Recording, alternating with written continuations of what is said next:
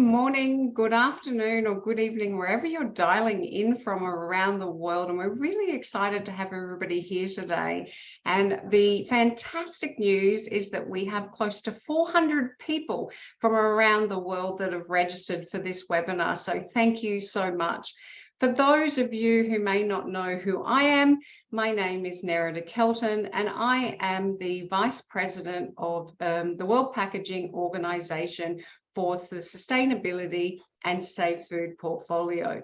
And today we're going to talk about that wonderful conversation about extended producer responsibility. And hopefully by the end of this webinar, we will have solved the world of EPR globally.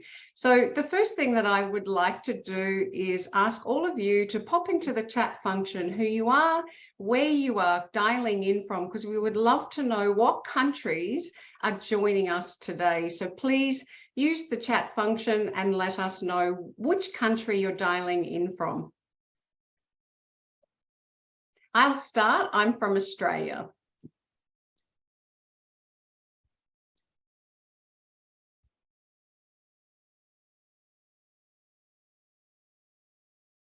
And while we're doing that, I'm just going to start with a bit of an overview on extended producer responsibility and a little bit about the World Packaging Organization. Now, Antro, can you see my screen? I can, perfectly, thank you. Okay, so thank you very much for that. Okay, so the first thing is, for those who may not know who the World Packaging Organization are, we represent over 65 member associations all over the world that represent packaging, training, peak professional bodies, anything all-encompassing of packaging materials. And it's a really fantastic network of countries around the world that we represent. And one of the most important things about the World Packaging Organization is the goals that are really important, not only to my portfolio, but to all of our members around the world. And the goals for the WPO are to reduce food waste, to reduce packaging waste, and increase packaging awareness through education. We believe that it's really important to target unnecessary packaging, to phase out problematic materials, and encouraging the development of mono-material packaging. And one of the things that the World Packaging Organization does twice a year is we all get together, and we get together virtually and also physically in board meetings and working groups. And we, as a part of getting together, we have lots of discussions globally about sustainability. And our working group is forever trying to solve the challenges of sustainability and safe food and food waste. And it's fantastic to get different perspectives from around the world. And so what we do is we put an annual perspectives around the world position paper, which is now available for this year on the WPO's website. And it will really help you to understand different views from across the world.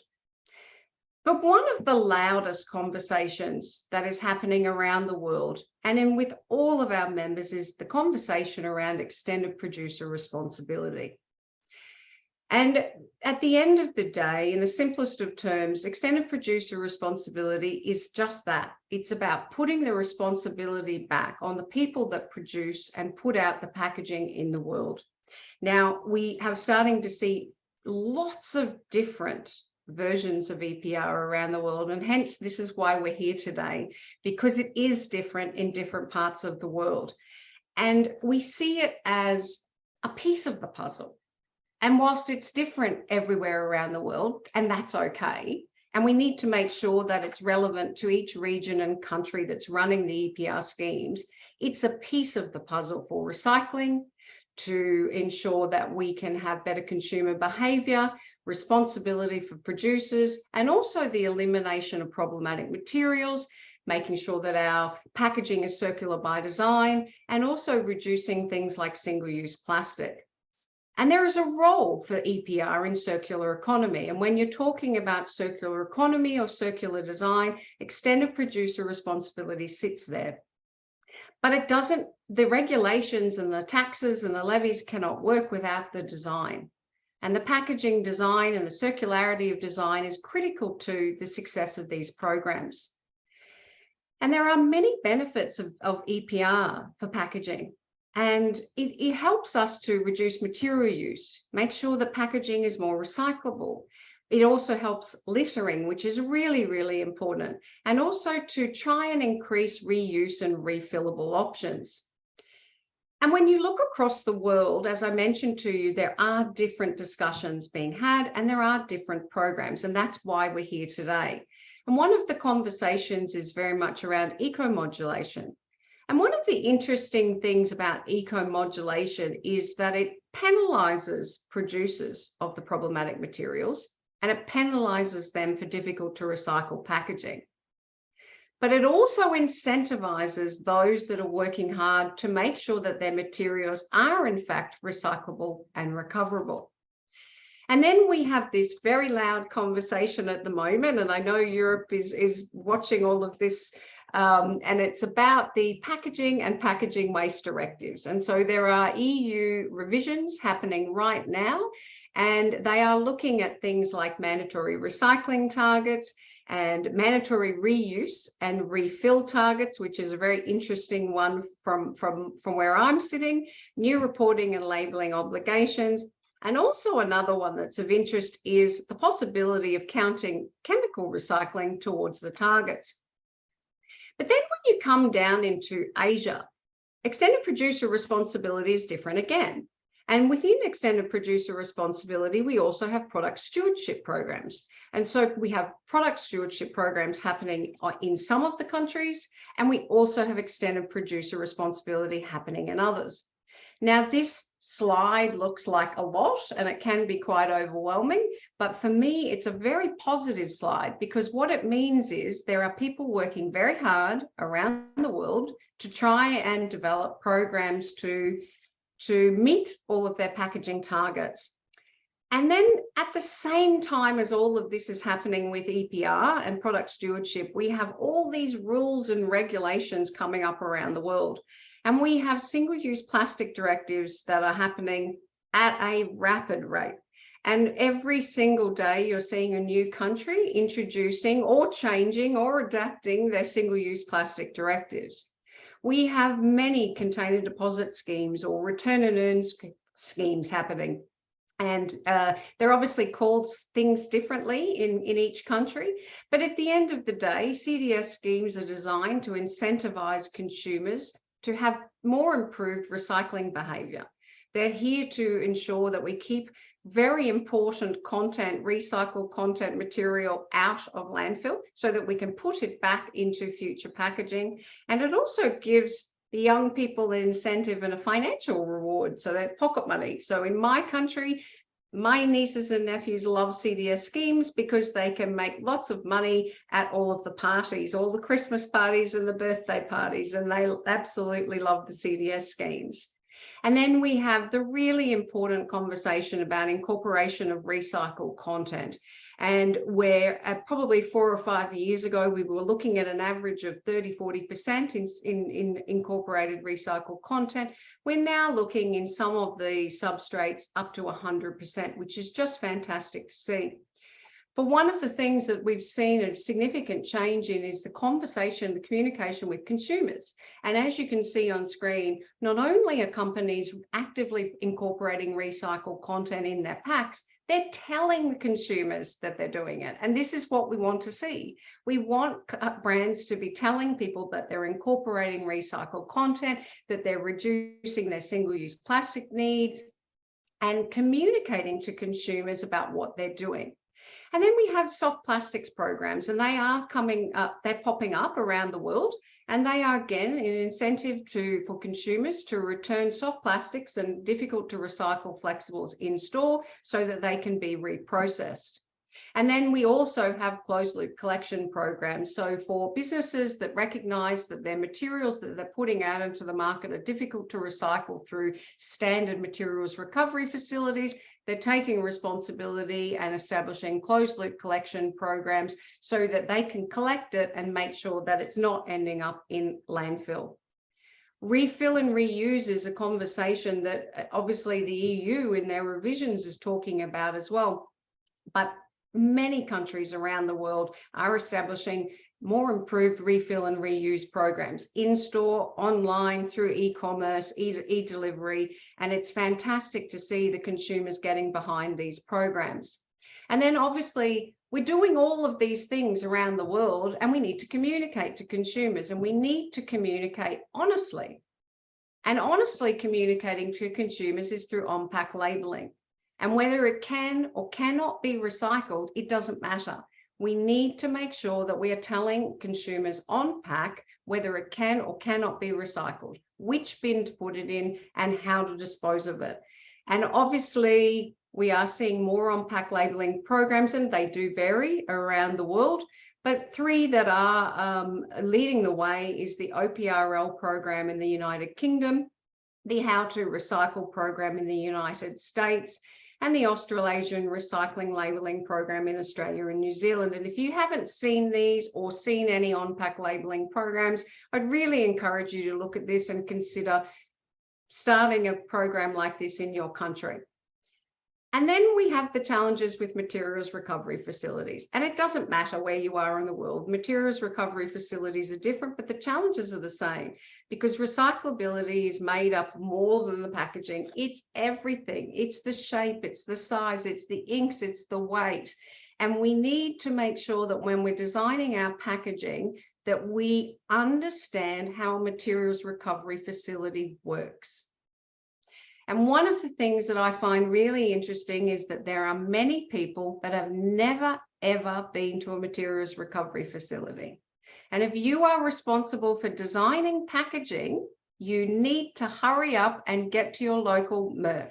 Because if you don't understand what they collect, what they don't collect, why they collect it and why they don't, then you're going to have some challenges moving forward.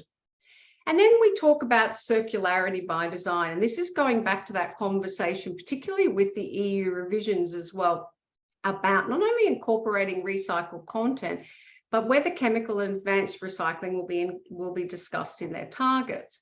And so circular by design, at the end of the day, is chemical and advanced recycling for difficult to recycle problematic materials such as soft plastics and flexibles.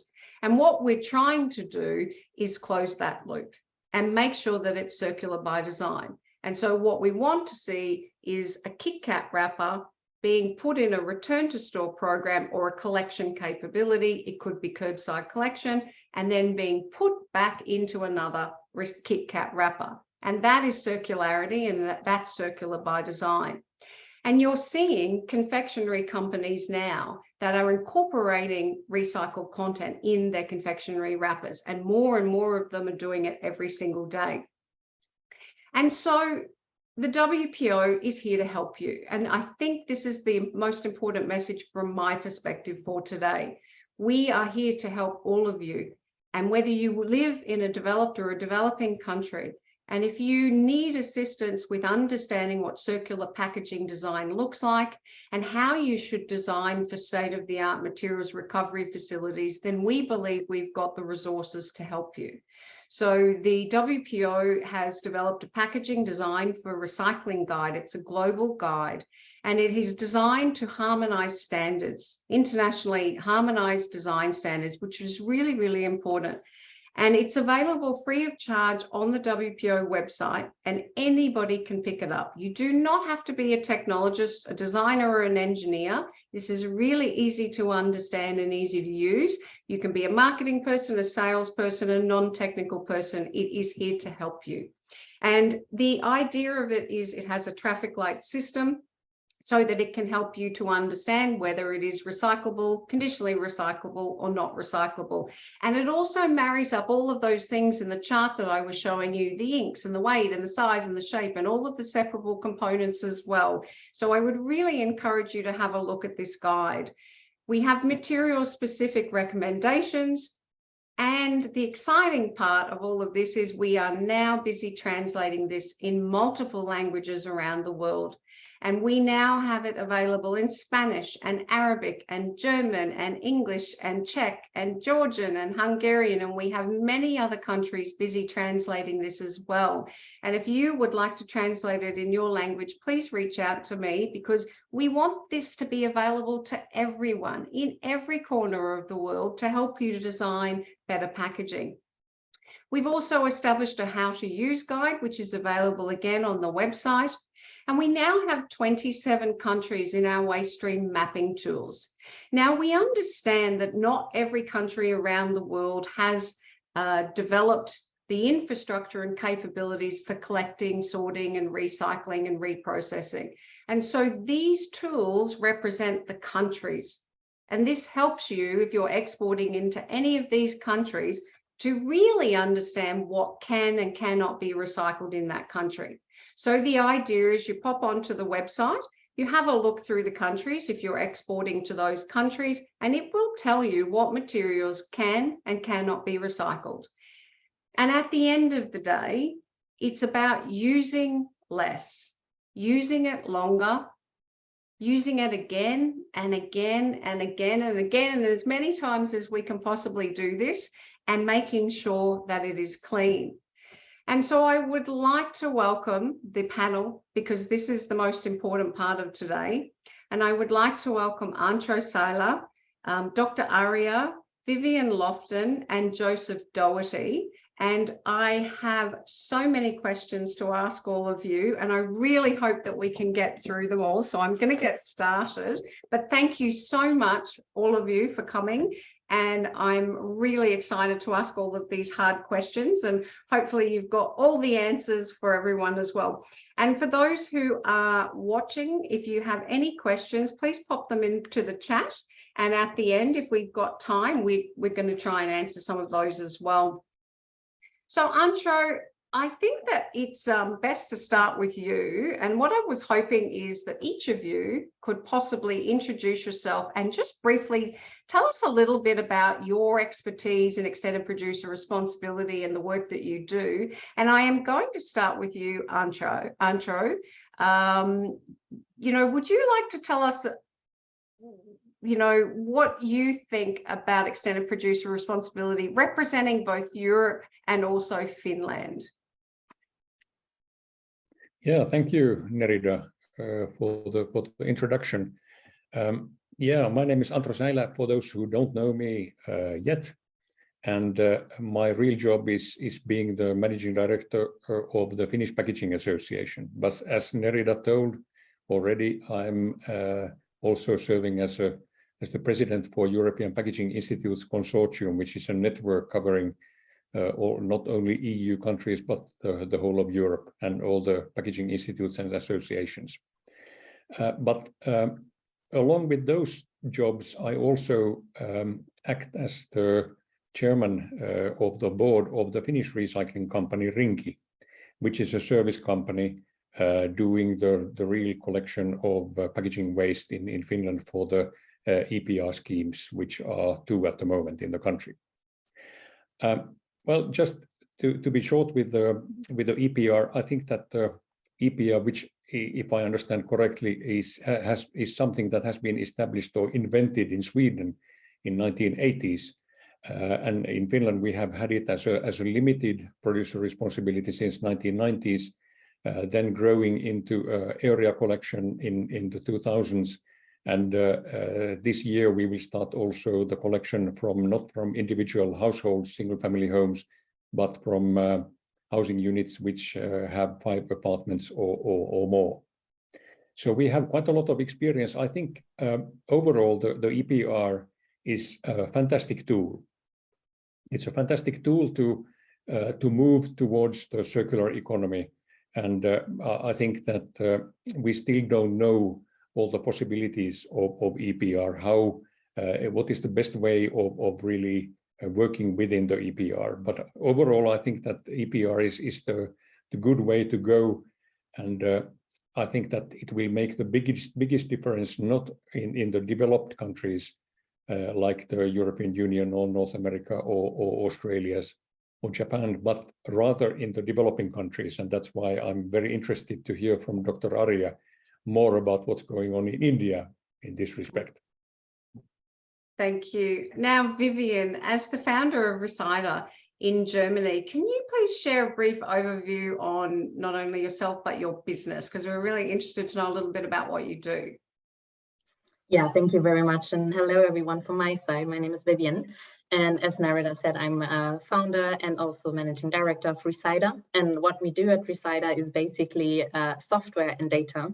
Why I'm here is because we do that in the packaging space, in the space of circular economy, to promote the circular economy through more transparency. So we've been busy over the last couple of years to collect loads and loads of data in each country on waste infrastructure that is available, on basically also design for recycling criteria, on legislation, on all organizations involved, on EPR fees, and more topics. And what we do is we centralize all of that knowledge in one solution to make it easier for companies to understand this complex environment of different requirements. So yeah, that's what we do. And that's also why I'm very curious about this discussion, because I've seen various European EPR schemes, seen lots of benefits from different systems, but also downsides to different systems. And I'm very curious to discuss this today with everyone. That's really great. Now, Joseph, I'm excited because I can't wait to hear that wonderful accent that you've got. Now, as the managing director of Regen Waste, I'm sure that you really are in the thick of all of these discussions. Can you share with us today a little bit about Regen Waste and what you do? Regen Waste is working across the whole of the UK and Ireland. So we take recyclables from England, Scotland, Wales and Northern Ireland, the Republic of Ireland. And so we're sort of seeing the EPRs being developed at the moment, and we're keen to watch how it changes the material coming into the facility. So we process over 200,000 tonne a year of household recyclables. And so it's important for us, we're maybe at the end of the supply chain, whereas a lot of other people here would be further up in the packaging. But it's important for me to understand how that's going to affect what's coming into the facility. And even I think it's positive. I think that how it'll improve is the likes of the PET bottles are all going to be clear, and that means that'll drive a better economic and recyclable value, reduce composites. So a lot of positive. But the thing that I'm also on an advisory committee to the government, and it's important for me to see how other countries have any pitfalls, and so we can make sure that we don't maybe make mistakes that other countries have made. So I'm really interested and eager to learn from other countries on that, so that we don't make the mistakes of others. Yeah, and that's a great point, because I think there are learnings from other countries, and anyone that's moving into this space and looking at developing an EPR scheme certainly can talk to other countries. And I think that's one of the huge advantages of being a part of the WPO, because we have such a fantastic global network to have these conversations openly. And I know that all of you would be more than happy to support any questions that people have as well. Now, Dr. Arya, is a subject matter in EPR in India and also the founding director of EH Services, how do you support organizations in these discussions? Thank you, Narita, for introduction. I am Dr. Priyank Arya. I am representing from Indian continent, and we as a EHS Services is a very young startup. But before that, I'm an industry person. I served industry almost 21 years. I work in different FMCG. One of the leading FMCG in India is Dabur India Limited. And I'm the person who basically work hand to hand with the Ministry of Environment and Forestry, Central Pollution Control Board in India for framing this plastic waste management rule, which we called as a Plastic Waste Management Rule 2016 in India. And continuously it's being developed, changed till 2022. So I am a person who plays a vital role for preparing this rule, conceptualization this rule, and work hand to hand with the industries as well as authorities too. So I personally in hand experience how it is moving in India. how it is going to be implemented, and what are the complexity in the implementation of this rule. As a EHS services, we are a set of multiple brains in the organization, and who's supporting to the industries, who's supporting to the authorities, who's supporting to the different recycling industries in this regard. And other than the plastic waste management compliances, we are also supporting to the industries on different environmental issues, regulatory issues, groundwater issues, and so on. A lot of things we are doing. But typically for the plastic waste management rule and its compliances, we are doing facilitation, we are advising, we are auditing, we are supporting to the different projects, and we are ensuring the compliances for the industries as per the set of the plastic waste management rule applicable in India. And we have also developed a special purpose vehicle on the PP model, public-private partnership model, with the authorities, with the local bodies, and to the industries. So this is a very different type of the set of model in India, where industries are playing the vital role, regulatory bodies are playing the vital role, as well as authorities also playing the vital role for developing a special purpose vehicle for collecting, for transporting, and recycling the plastics in India. So we'll talk more about in this. In brief, yes, we are happy to be part of this session. Thank you so much. Now, Ancho, I'm going to put a little bit of pressure on you. Can you share in an elevator pitch, what does EPR look like for Europe as a whole? That's a good question. I think we would need several elevators to answer the question to the deepest extents.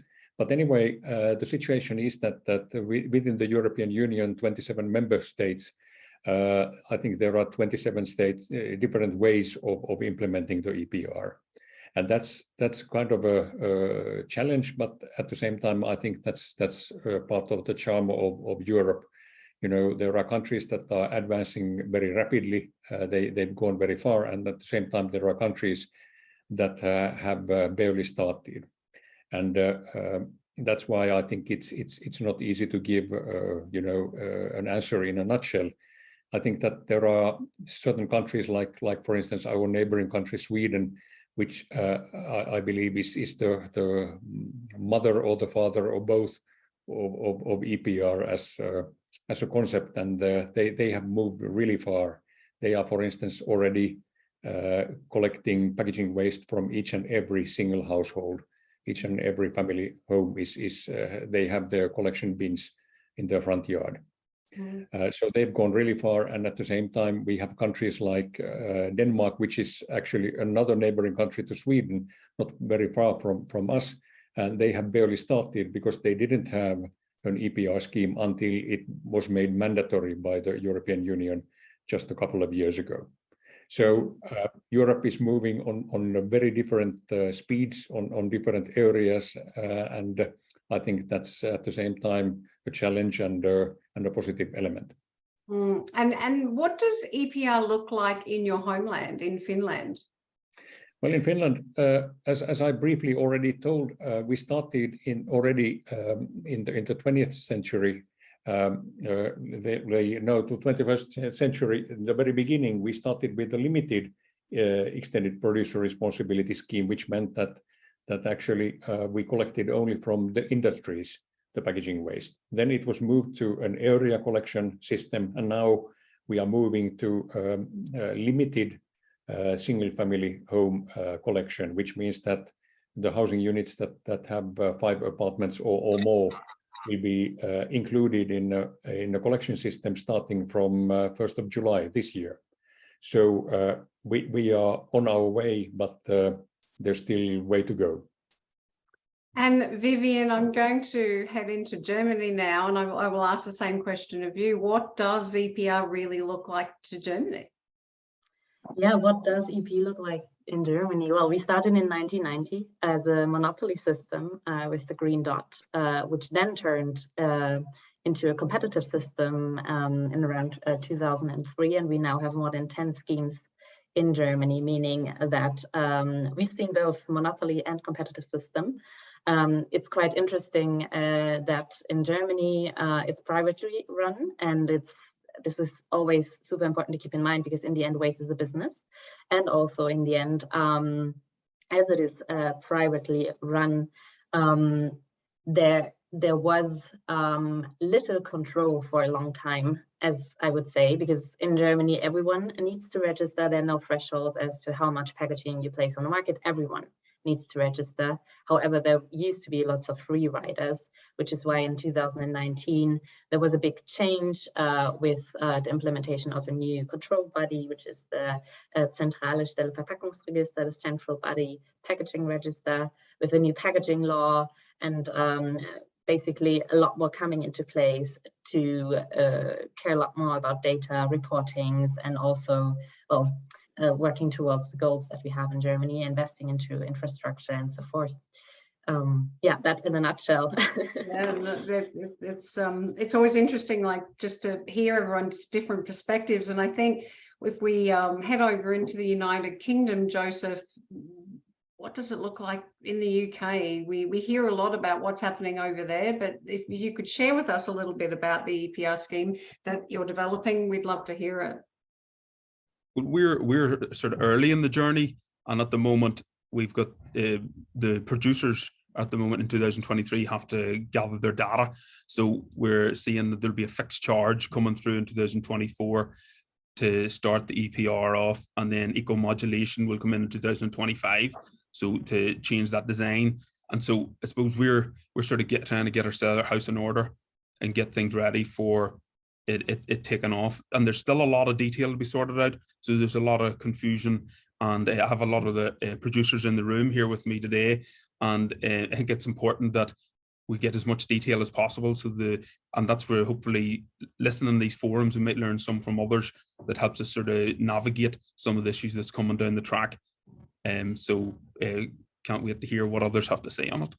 Yeah, no, absolutely. And I think India, certainly your vision or perspective of EPR is different again. So Dr. Arya, if you could share with us a little bit about what does it really look like over there? Well, in India, you can understand we have a very different geography. Set of the population is very high. Our food habits are totally different geography to geography. We eat something different in the one geography and something in the another geography. So our landscape is very different. But yes, in India, plastic waste management rule is not a new subject. We have started on this since 1999. And main focus at the time was to restrict the certain size of the thickness of the plastic packaging up to the 20 micron.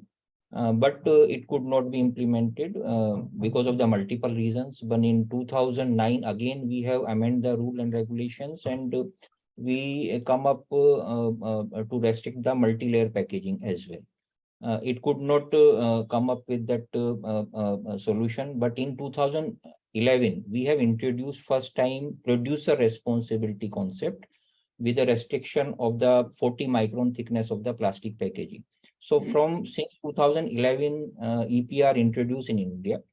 But after 2014, when Prime Minister Modi take the charge in India, he has introduced first Swachh Bharat mission. So Swachh Bharat mission was the concept to clean the individual city as like the European cities. And I would promise you on behalf of my country, you just come a few of our cities, it is as equal, clean and maintained as like European cities, like Indore. Indore is one of the cleanest city in India.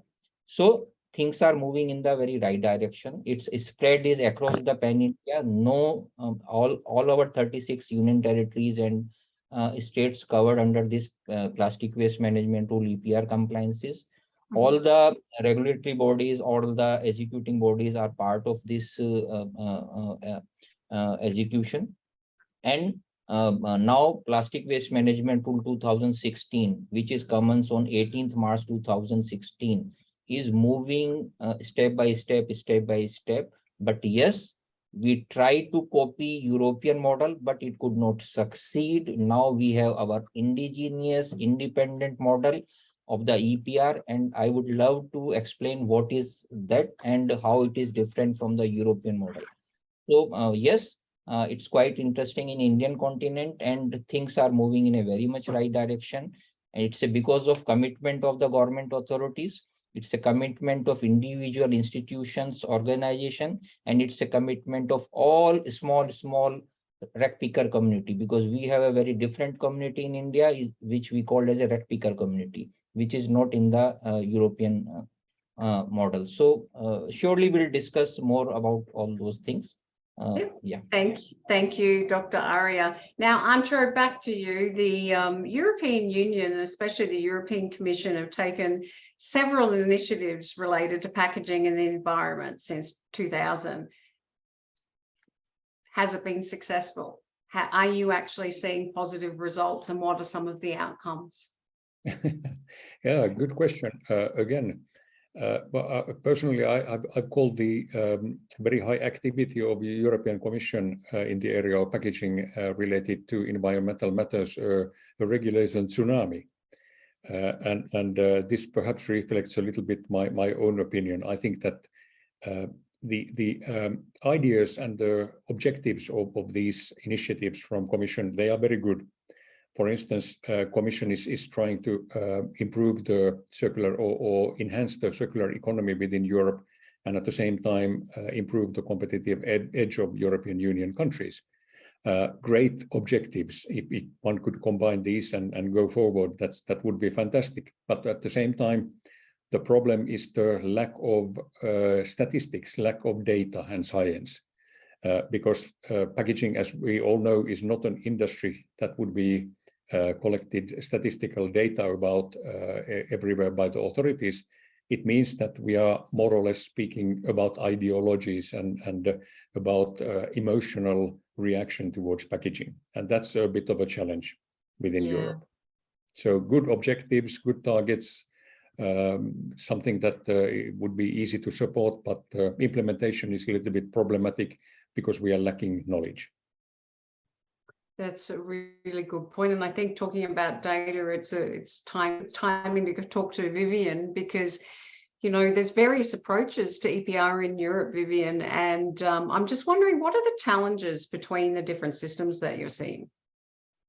Yeah, there are lots of challenges, and just to mention a few, and maybe just to mention one, in the beginning with Joseph, you also mentioned looking at best practices and maybe avoiding mistakes others have done.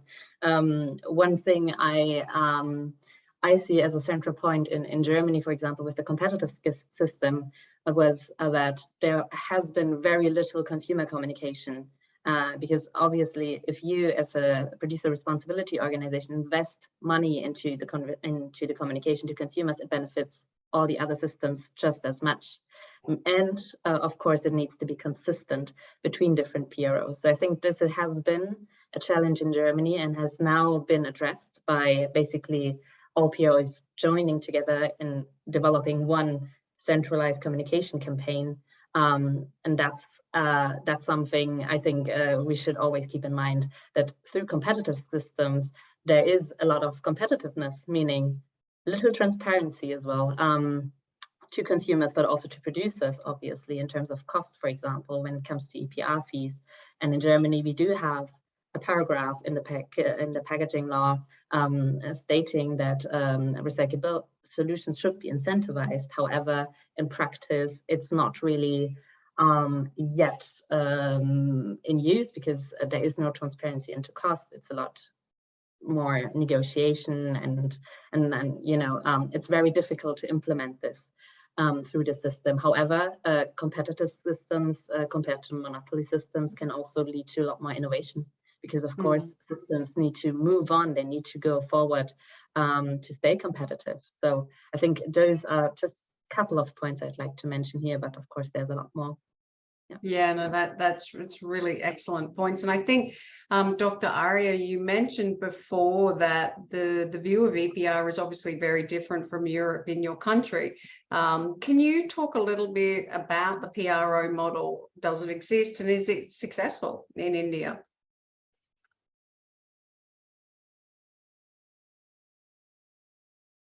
Certainly, if we do a comparison in between European EPR model and Indian EPR model, as well as PRO. Basically, PRO concept comes from the Europe only. So it's basically a policy tool in the Europe, and main focus is to organize all the producers and supporting them on the financial ground and operational ground, so that collection may increase, recycling will increase. But in India, PRO model, we tried in the starting of the plastic waste management of 2016. This is what I'm talking in the year of 2016, 17, and 18. We tried that model, but it could not help us a lot because we have a different value chain, as I told you.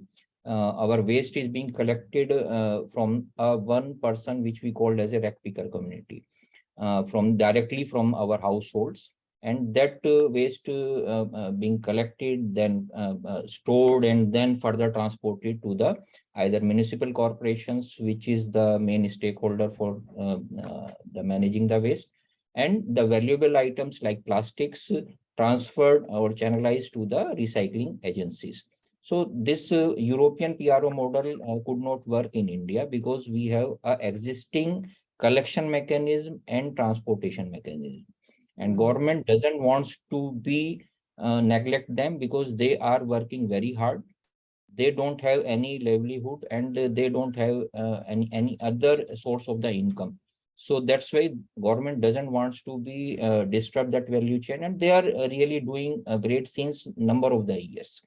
So that's why we adopt a different model covering all the stakeholders, and we categorize stakeholders into 4 categories. One is a company, those are manufacturing plastics, called producers. A company, those are consuming plastic packaging, we called as a brand owner. A company which is ensuring end of life of any plastics which is littered as a pre-consumer or post-consumer plastics, as a recyclers, as a cement industries, as a waste to energy plants, or any other mechanism where we can ensure end of life of littered plastic, which we called as a plastic waste processors. And one is importers. Those are importing any type of the goods from the outside of the country. So we have channelized responsibilities in 4 categories: PBOs, producers, importers, and brand owners, as well as plastic waste processors. Those are ensuring end of life of any plastic. So we adopted a very different, very dynamic model in India. And as Antro just speak about data and statistic, if any of country didn't have the data, specific data, live data, with respect to the how much you have collected, what is your responsibility, how you are going to be handle your responsibility as a under EPR compliances, you would surprise India is having their independent indigenous model for the extended producer responsibility compliances governed by the government of India. And every individual stakeholder is liable to enroll in that model, in that portal, and get registered themselves and ensure its liability, ensure its compliances. So if you allow me, I would give you a live demonstration of the Indian government site, what is going on in India and what is the actual status in terms of the statistics in the Indian context. And this data may help to number of the audience, those may be interested to invest in India as a recycler or as a supporting business partner to the Indian commute. So I would be very happy to share you. I will take only 2 minutes. It may be very helpful for all the audience and all my partners over here. I'm sure it is visible. Yes. Perfect. So this is a direct review of the site. This we called as a centralized extended producer responsibility portal for the plastic packaging. And this portal covers to whom? PBOs, producers, importers, and brand owners. All the individual categories has to come up over here, get registered themselves. Then second category is plastic waste processors, means those are ensuring end of life of any type of the plastics into their recycling or any other business. And third category is government entities. Those are ensuring urban waste. Those also get registered themselves and ensure what exactly they are doing and how they are doing. Now, I'm just going into the dashboard. Just take the look. What is in the Indian context as a dashboard? And if you look into the middle of the dashboard, total 11,000 industries as of now got registered in the just a 6 months period. This portal has been started in the February 2022 somewhere and enforced in June 2022. Now it's almost 6 or 7 months time is there. Within the 6 or 7 months time, 11,000 industries already registered. And out of that, if you look into the total compliance part, 34% under the category means rigid plastic. We have categorized into the rigid, flexible, either monolayer or multi-layer, then multi-layer typically, and compostable. So these are the 4 categories we have categorized, and you would surprise 45 lakhs metric ton already as a plastic waste generated is registered in Indian scenario. 45 lakhs metric tons. It's almost 4.5 million metric tons. So this is already get registered by the industries as a plastic waste generation by the industries. And if you look into the scenario, 34% is rigid plastic, 52% is flexible multi-layer or monolayer plastics, and 13% is MLP, multi-layer plastic, which is having one layer more other than the plastics, means metal or paper or etc. And less than 1% is compostable. So this is the statistics. Based on the statistic, based on the data, now we can decide what we should do. And as on date, industries having their compliance EPR targets, what is that?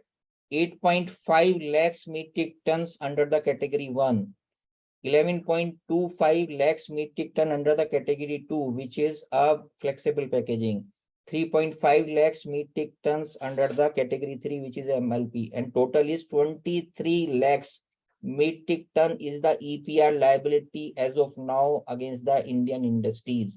They has to get clear those liabilities from where? By getting the credits online from the recycling industries. So what it means? A huge requirement of the recycling industries in the India. A huge support is required to the recycling industries in India, and they are the only, those are going to be ensure the recycling system, their value chain, and ensuring the connecting all the dots from the collection till transportation of the any plastic. So I'm sure in the coming years, every Indian going to be keep plastics from their waste separately, and someone will come at their house doorstep and pay something and get the plastics from their households only. As we are storing in Indian continent, storing all the papers, every single piece of the paper Indian housewives are storing and giving to the someone with the some credits. So this is what going into the Indian context, and everything is digital. Everything is digital, and everything is going to be maintained through this portal only. So you can see how much big spread is there. So this is Okay. what I just want to be shared. That's great. Thank you so much for sharing that. And it's always fascinating to see all the data. And I know that Vivian's probably really excited about that because she lives and breathes data. So she'll certainly be talking to you offline, I'm sure. Now, Joseph, the UK packaging recovery note, or PRN system, has been promoted as one of the least cost systems for meeting packaging recycling targets. Do you believe that it has delivered investment in UK recycling? It has delivered some investment, but you know, the infrastructure and the treatment infrastructure in the UK for reprocessing recyclables are, it could be better. And that's where I think that in some ways, yes, it hasn't delivered the local infrastructure, but in other ways, it has protected the likes of the waste industry. And that's me speaking quite selfishly, in that we deal in such a volatile market, and that volatility was covered by the PRN. So I think the answer is yes and no. And I think that, yes, the producers was having to buy. And to give you an example, over a number of years ago, PRN would have been costing 50 to 100 million, and that's gone up to nearly 600 million in the last 2-3 years with volatility. And under the EPR, that'll be up to 1.7 billion. So it gives you the different costs that's coming at the whole UK. Wow. That's going to keep you busy, I think. So I think, Antro, I'd like to jump back into Europe now. The EU Commission published at the end of November 2022 a proposal to modify packaging and packaging waste directives. What are the main elements of this proposal, and do you have any concerns with any of the recommendations? The main elements of the Commission's proposal, where the Commission actually proposes to replace the current directive with the regulation, which means, in other words, that there's no need to implement it to national legislation, but it becomes part of legislation as it is directly. Well, the targets are to reduce the high and growing number of packaging waste within Europe, and to lower or to remove the barriers to packaging circularity, and then to tackle the low level of uptake of recycled content, especially in the plastic packaging. And again, there are some very good and very positive things within this proposal, namely the definition of recyclability on a European level. You know, many companies are claiming that their product is recyclable, and at the same time they do know that it is not actually recycled. And that will be now removed with this regulation, I hope. And another very positive thing is the packaging labeling, which would mean that there would be a harmonized labeling within European Union and all the other countries that want to use the same code or color language. So the pictograms and the colors would be the same in the whole of Europe, and that would make the life of consumers very easy. There are, although, some doubts or things that raise eyebrows, at least mine, and those are namely the very strong promotion of reusable packaging. And personally, or as the managing director of Finnish Packaging Association, I certainly don't have anything about reusable packaging. But as I told in my earlier statements, that we are lacking some data or science, and that is the case with the reusable packaging. We absolutely don't know what that would mean as a total environmental impact, because using a lot of reusable packaging would mean a lot of washing and a lot of using chemicals or detergents and a lot of transportation of empty packaging. And is that really, from environmental point of view, a better solution than materials that would be easily recycled? Because one of the elements of this proposal is that by 2030, all packaging, not only plastic packaging, which was the case with the plastic strategy and single-use plastics directive, all packaging needs to be recyclable by 2030. And if all packaging is recyclable at 2030, do we really have a problem with packaging? If we can recycle and we really recycle everything, so where is the problem, I'm asking? These are the elements, and the same applies to the total volume of packaging waste. Is there a problem if everything is recyclable and recycled?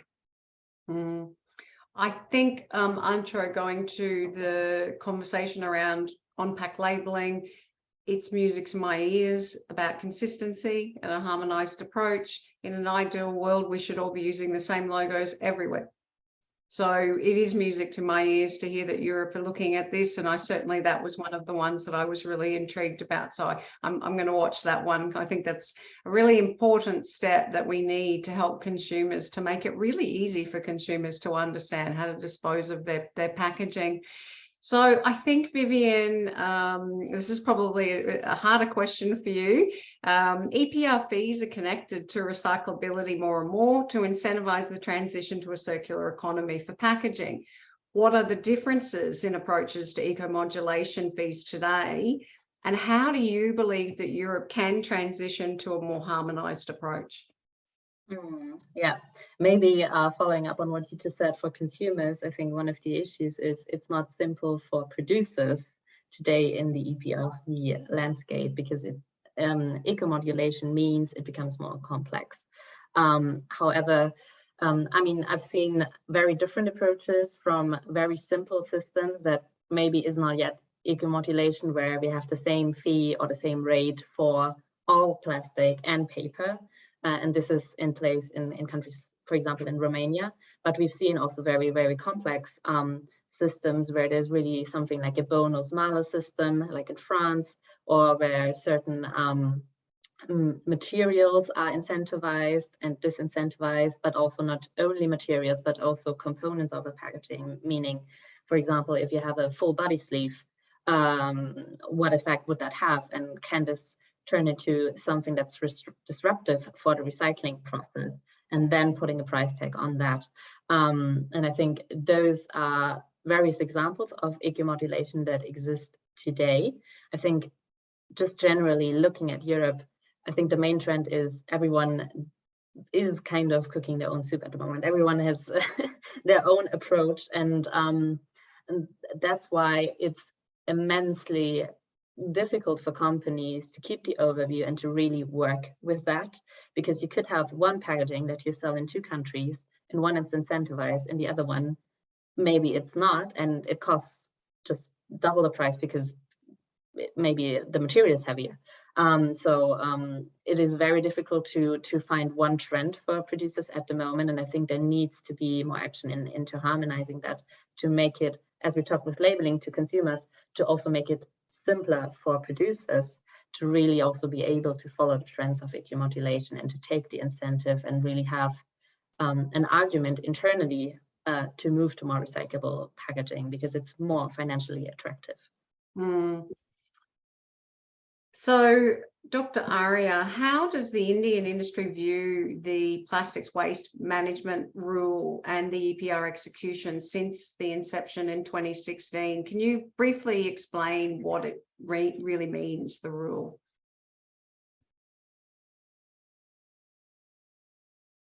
I think in the context of acceptance by the industries of the EPR compliances or plastic waste management rule compliances is tremendously positive.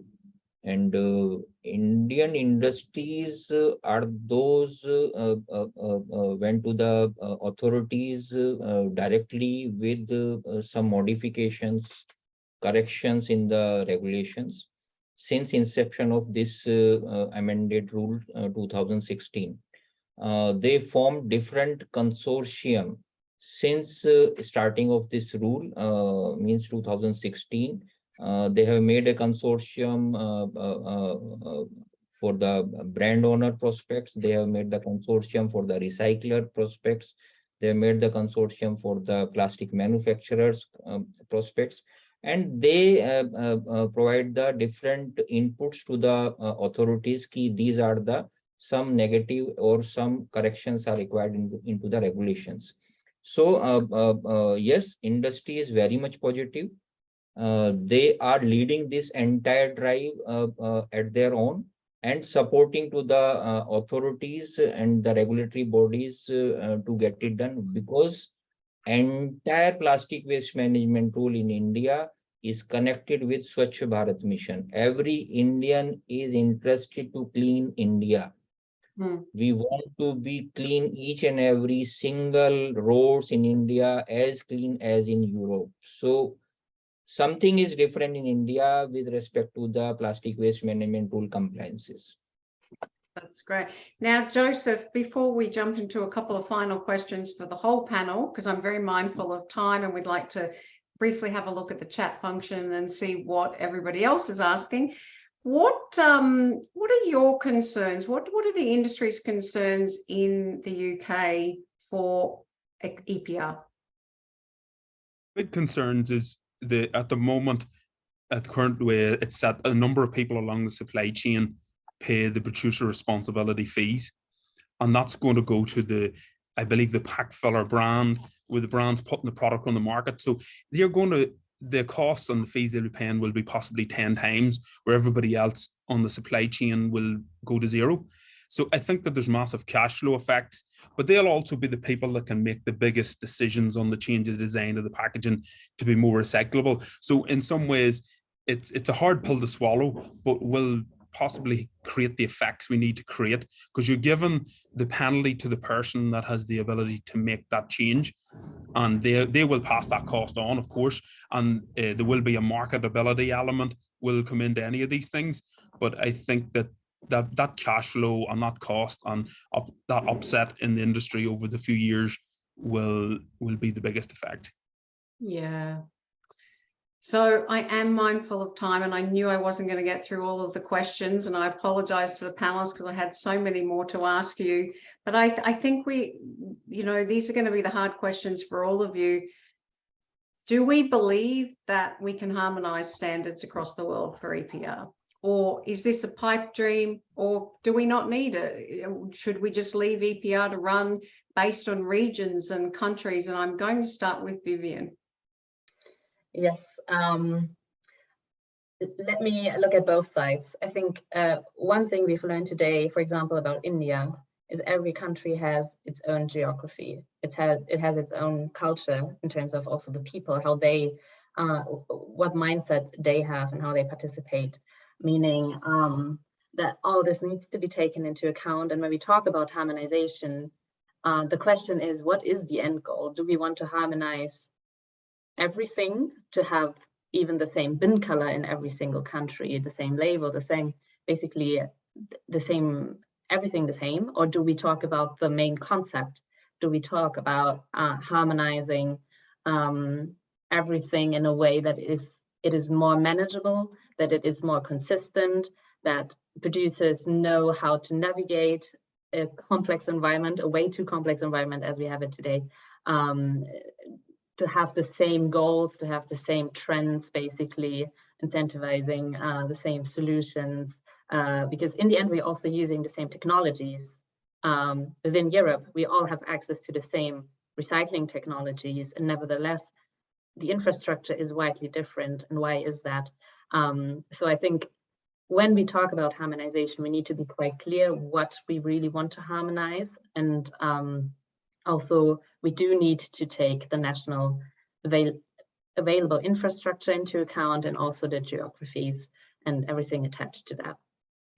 I couldn't agree more with that. And I think, Antra, I'm going to defer to you on that same question, and then I'm going to ask another question of Dr. Arya and Joseph. Do you think we should be harmonizing? What's your view?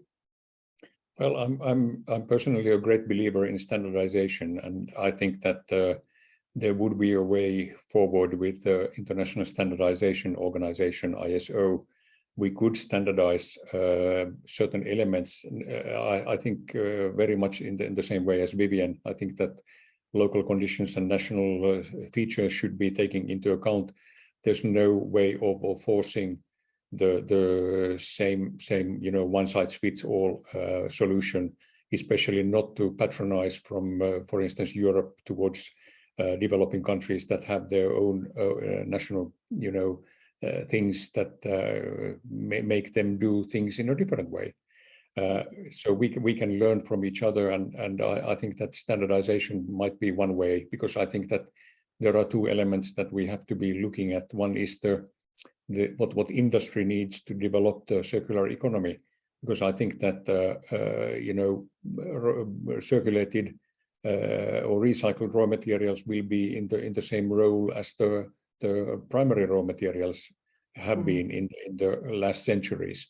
And on the other hand side, the consumer, things have to be made easy and convenient for the consumers, so that the consumers are motivated to really participate in the recycling. Yeah, I really like your point about the ISO standardization. I think that's something that we as the WPO should be discussing a little bit further with our members. I think that's a really important discussion that we need to have globally, and particularly through the WPO. So I think we'll be talking about that in our working group in May. I think it's important. Now, Joseph and Dr. Aria, and I'll start with you, Dr. Aria. Do you think EPR is the silver bullet for all of mankind, or do you think it's just one piece of the puzzle? Certainly, extended producer responsibility is only to support the set of the industries like the recycling industries as well as compliances, and it is going to be directly or indirectly support to a person who's collecting the waste from the roadside or each and every households, because I am typically speaking in the Indian context.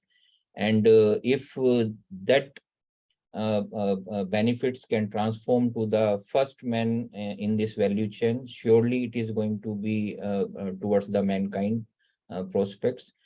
Recycling industries is going to be need support from the European partners, those much ahead from the Indian context in terms of the technology and others. So they should come up and support to the recycling industry, so they can do the better recycling, good recycling in the minimum cost, and use within the Indian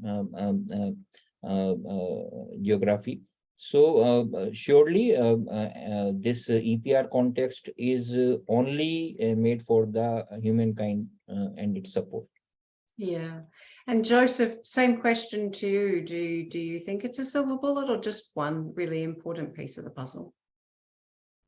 It's not a silver bullet, but it's a large part of it. And I think that in the UK, there was big debates in the waste industry, more so around allow EPR to be fully implemented before they talked about DRS. But at the moment, they've taken DRS ahead. And I felt, look, DRS is another form of extended producer responsibility. So I think the principle is, making the producer pay, be them the polluter responsible, is the key to it all. And so, yes, largely, but fully implemented and using them principles. And so I think that it's sad that maybe the UK could have developed fully the EPR, taken as much and made it fully work before they thought about going upsetting the system again. But we're going down the DRS route at the same time. So we're changing two things at once, and that's going to possibly create confusion, and also which will be the one that actually created the greatest value. I think the EPR will create the greatest value. Yes, excellent points. So Vivian, last question for you, and then I'm going to finish with Antro. If you have one piece of advice for people that are listening today that have never developed an EPR program and are considering it in their region or country, what would it be? That's a very difficult question, but I would say learn from data. I mean, I'm all about data, but I think the schemes that we have in place today, we can learn a lot from them. We can also, I think, not, as we said, there's no one solution that fits it all. So we need to see what are our local challenges and what can we take from other schemes to address those in particular. And I think the best way is really also talking to other scheme administrators, to talk, communicate, discuss what we're doing today, right? Exchanging thoughts, exchanging ideas, exchanging experiences. And I think this way we can all learn from each other and build solutions that really also will have an impact. I couldn't agree more. the WPO, one of the benefits of it is the network and being able to talk to people around the world and learn from others. And you'd be surprised how much you can learn and then bring back into your own country. And we do it all the time. We're always sharing ideas and thinking, well, that's a really good idea. I could implement that in my own country or region. And I think that is a really important message for everybody here today, that within the WPO, we have 65 associations that can help you, plus all of our broader networks. So please reach out, because you can learn from each other. And Antro, I'm going to ask the same question of you. What would your one piece of advice be for people trying to implement EPR? Yeah, I think it would be, try to gather information and keep networking actively. I don't think there is a silver bullet that would be or one size fits all or single solution that would be, changing everything for good. That would be too easy, and if it was so easy, we would have done it already. So my only advice is just, keep learning. That's the only way you can manage. So I'm going to have a look at a couple of the questions from the chat before we close up today. And one of the questions is quite an interesting one. To make recycling easier, one solution would be to reduce the number of types of plastics. Do you think it'll be an obligation to reduce the types of plastics? Now, I'm going to defer to Joseph on that one. I sometimes worry that the waste industry gets too much say in the decision of packaging, because at the end of the day, the number one thing is to protect the food for as long a life as possible. And as a recycler, I would say, yes, reduce the number of types of plastics, because when you realize how many plastics there is out there, we can't put in a system to sort every single one of them into a type and get them economically back to a valuable product again, or even back into the same product. It's a wee bit of living in a unicorn world, that you're going to get a Kit Kat wrapper right back, unless you actually post that back to Kit Kat and put it back in. So there's this part where I have to be real. I can't expect things to be reduced to one type or two or three types of plastic, but also in the same time, we can't expect that every single thing will make it back into the same packaging that come in before. That's a very impossible standard to set. So yeah, speaking as a waste representative, yes, reduce them as much as possible. And I'm guessing for all the packaging people in the room, they'll be going, no, we want exactly ours. So, and I don't know, I think a life cycle analysis of the protection of how the food lasts and the carbon impact of what that food, by it not surviving as long on the shelf, has to be taken into account in making those decisions. For anyone that knows me, I talk about that all the time. It's a balanced approach to find the optimum pack design and making sure that we're not wasting food and we're not wasting packaging materials, and finding that sweet spot and that balance. And and again, the environmental impacts of food waste are so much greater than that of packaging waste, and yet they're not considered. And so we really do need to have a balanced conversation. And I apologize for everybody that knows I continue to say that, but it really is important that we have science-driven, LCA, balanced approach to this conversation. There's another really fantastic question that I would like to put to, sorry, it's just jumped down. And I think I'm going to ask Vivian, what's the best approach for countries for EPR? Should they focus on consumers to recycle, or industries to take responsibility to retrieve their packaging? I think in the end, it's all connected. It's all connected, and it wouldn't work without the industry. It wouldn't work without the consumer. I think one thing to focus on is transparency along the whole value chain, to basically really start from the beginning of the value chain and move information to the end, to the consumers, and even further down the line. So I think this is maybe the key to take everyone on board. So sorry if I'm not deciding for one. No, but I mean, I think that everyone here today agrees that we all have a responsibility. We all have a role to play. We are all consumers, and we also work in the industry. But we all have a responsibility to do this and to leave the planet, as Pierre would say, if the president is listening. We have a role to leave the planet a better place for the next generation. And I think this is an important aspect that a lot of people forget. So I thank all of you for attending today, and I would also like to really thank the panelists. You know, we could talk for hours on this discussion, and perhaps we come back for a second webinar and ask the rest of the questions that we didn't ask today. So to Antro, Joseph, Dr. Aria, and to Vivian, thank you so much for taking time out of your busy schedules to be with us today. And it's really interesting to hear all the different approaches to EPR and the challenges and the learnings. And this is just the start of a conversation that I think we can continue for the future and to help other people that are here today. And for all of the audience, please reach out to any of the panelists or the WPO if you need anything in this space, because we are here to help you. So thank you, and hopefully you took one thing away for your business from today. And please stay safe, and we'll see you soon.